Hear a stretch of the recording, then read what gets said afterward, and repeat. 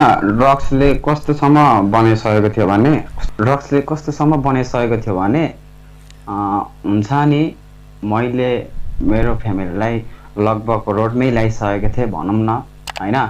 अनि एउटा फ्यामिलीको इमेज थिएन के मैले गर्दाखेरि पुरै डाउन भइसकेको थियो। अनि जहिले म अब बाबा पनि बाहिर बसेको त्यस्तै 20 वर्ष भइसक्यो होइन। 20 वर्ष भइसक्यो बाबा बाहिर बसेको, तर अहिलेसम्म हामी कति भयो होला 11 वर्ष जस्तो भयो होला अझै पनि रुम लिएर बसिरहेको छौँ, रेन्टमा बसिरहेको छौँ। अनि अझैसम्म भनौँ न एउटा बाबाले कमाएको पैसाले एउटा घर पनि बनाउन सकेको छैन, किनकि सबै पैसा जति चाहिँ मैले नै चोरेर मेरै लागि खर्च भएर सकिन्थ्यो होइन। त्यही कारणले गर्दाखेरि आजसम्म केही छैन क्या दाइ, सम्पत्तिको नाममा भएको पनि सकाइसकेँ कि मैले। हामी त्यस्तै हो, 4 चोटि 5 चोटि रिहा पस्दा अनि हरेक दिन मैले त्यो खानाको लागि चोर्दाखेरि खाना नपाउँदा झगडा गर्ने। मलाई भन्दैछु त मेरो बाउलाई मेरो आमालाई सुध्रिन्छ भनेर आश मारिसकेको होइन त। किनकि मान्छेलाई हुन्छ नि त एकचोटि 2 चोटि हाल्दाखेरि त मान्छे सुध्रिन्छ कि भन्ने आश हुन्छ र त्यत्रो 4-5 चोटि पसेपछि त आश मर्छ नि त बाउआमाको पनि। यसलाई जति हाल्दा पनि सुध्रिँदैन भनेर मलाई हाल्दिन भनेको थियो। तर म यस्तो हालत भइसकेको थियो नि म मर्न आँटिसकेको थिएँ के दाइ। म भन्दैछु त मेरो अनुहार हेर्ने लायकको पनि भएको थिएन कि, मम्मीले हेर्नै नसकेर भनौँ न होइन। मम्मीले मेरो अनुहार हेर्नै नसकेर यो मर्छ नै भनेर मलाई हालेको हो कि, बरु केही दिन त बाँच्छ कि भनेर मलाई हालेको होइन। सुध्रिने आशले मलाई हालेको होइन, केही दिन बाँच्छ कि अलिक धेरै भनेर हालेको थियो कि मलाई। अनि भनौँ न बाउलाई त अब त्यस्तै हो, बाउको पनि आश मरिसकेको थियो। म कहिले पनि बाउसँग बाउले जहिले कल गर्नुहुन्थ्यो मामा अफ गर्नु न माइक, म कहिले पनि कल उठाउँदिन थिएँ कि। म कहिले पनि मेरो बाबाको कलै उठाउँदिन थिएँ कि, किनकि थाहा छ मैले कल उठाएपछि मलाई गाली गर्नुहुन्छ होइन। मलाई फेरि त्यही गाली सुन्नको लागि म खाइरहेको हुन्थेँ, म त्यो गाली सहन सक्दिनँ थिएँ होइन। दिनदिनै कल गर्नुहुन्थ्यो, मैले कहिले पनि बाउको कल उठाइनँ कि। म बोल्न सक्दिनँ थिएँ, म बाउसँग भनौँ न मेरो बाबासँग म आँखा जुधाएर म बोल्न सक्दिनँ थिएँ कि।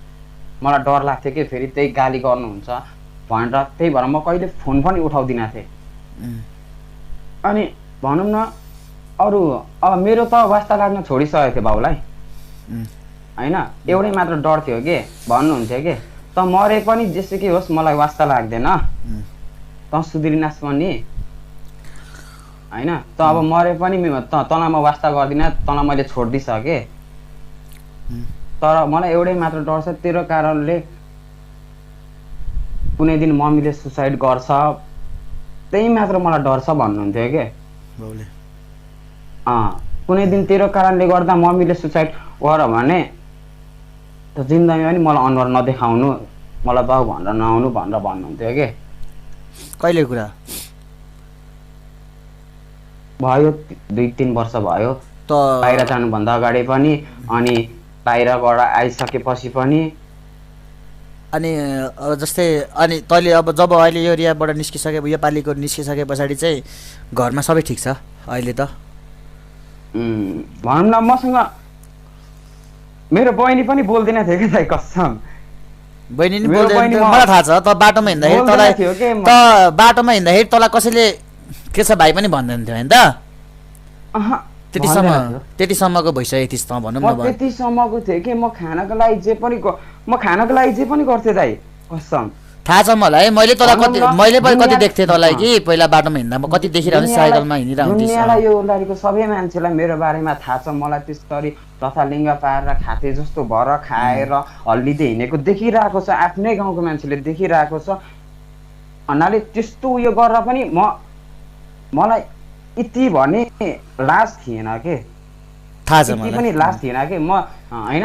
पुरै खाएर चाहिँ ठाडो पारेर जे पाए त्यही गर्दै हिँड्थेँ कि म, दिनदिनै काम बिगार्दै होइन। मेरो मम्मी अगाडि बसेर रुनुहुन्थ्यो के। र पनि मलाई केही वास्तै लाग्दैन थियो।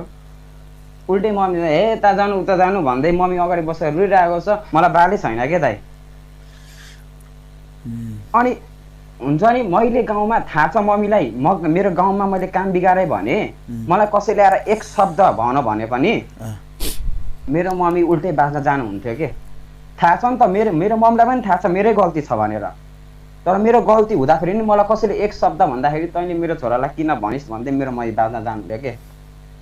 अनि आएर रुनुहुन्थ्यो होइन, कति रुनुहुन्थ्यो, तर मलाई कहिले वास्ता लागेन के भन्नु। अनि त्यस्तो त हो होइन, त्यो त अब थियो ठिकै छ। अहिलेको दिनमा त अब जस्तो पहिला तँलाई मलाई पनि थाहा छ, त बाटोमा हिँड्दाखेरि त कसैले के छ भाइ, के छ साथी, ओइ के छ, कहाँ हिँडिस् हौ, कसैले भन्दैन थियो, मलाई थाहा छ होइन।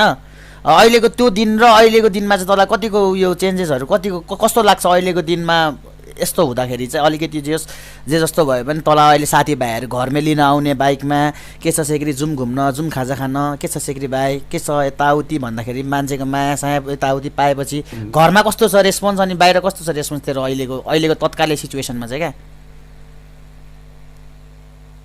यस्तो पहिला अब भन्दैछु त आफ्नै साथीहरू छेउ पर्दैन थियो के, बोल्दा पनि होइन।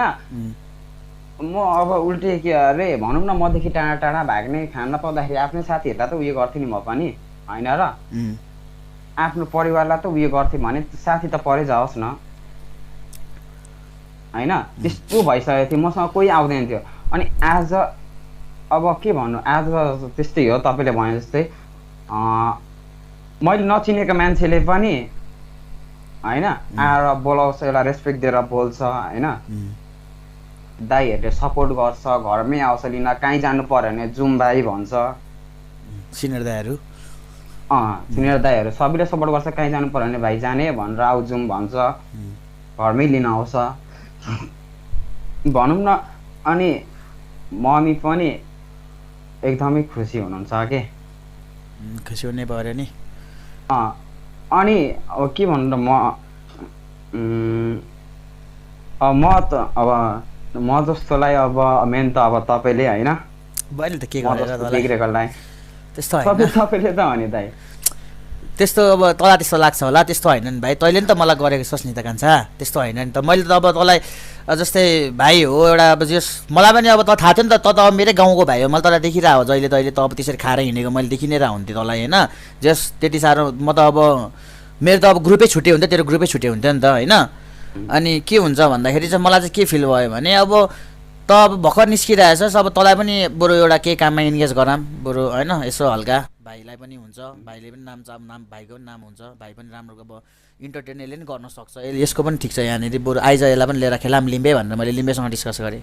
लिम्बे त हामी भनेको त अब एउटै गाउँको, त्यसलाई पनि थाहा छ मलाई पनि थाहा छ, ल ठिकै छ नि त त्यसलाई पनि ल्याऊँ भने तँलाई ल्यायौँ, राम्रो भयो, मान्छेले मन परायो तँलाई पनि। अनि बिस्तारै हामीले पनि यसो अलिअलि सिकायौँ, यस्तो उस्तो गर्नु हुँदैन यताउति, पुरानो कुराहरू छोडिदिए यताउति भन्यौँ। तैँले चेन्ज त तैँले आफै गर्ने हो नि त भाइ, तैँले आफूले नसोच, आफ्नो मनले जबसम्म तैँले खान्छु भनेर छोडिदिनस् तबसम्म त कहाँ हुन्छ त भाइ, अरूले भन्दैमा हुँदैन क्या यस्तो कुरा। तँलाई भन्न त पहिला धेरैले भन्यो होला नि भाइ छोड भनेर, त कतिले भन्यो नि, तर तँलाई अहिले तेरो मनले पनि पुग्यो नि त तँलाई। तर होइन छोड भनेर म छोड्ने खालको मान्छे त थिइनँ, म छोड भन्दा छोड्ने खालको मान्छे नै थिइनँ नि, मैले सोचेको पनि थिइनँ अझै पनि म निस्केर सुध्रिन्छु भन्ने कुरा मैले यति पनि सोचेको थिइनँ। म फेरि खान्छु नै भनेर सोचेको थिएँ होइन, एक दुई दिन नखाउला तर खान्छु नै भनेर सोचेको थिएँ।